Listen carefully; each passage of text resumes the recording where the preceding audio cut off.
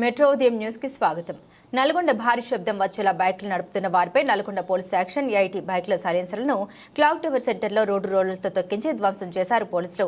ఇకపై భారీ శబ్దంతో రోడ్లపై న్యూసెన్స్ చేసిన వారిపై చర్యలు తప్పవని హెచ్చరిస్తున్నారు ఎస్పీ శరత్ చంద్ర పవార్.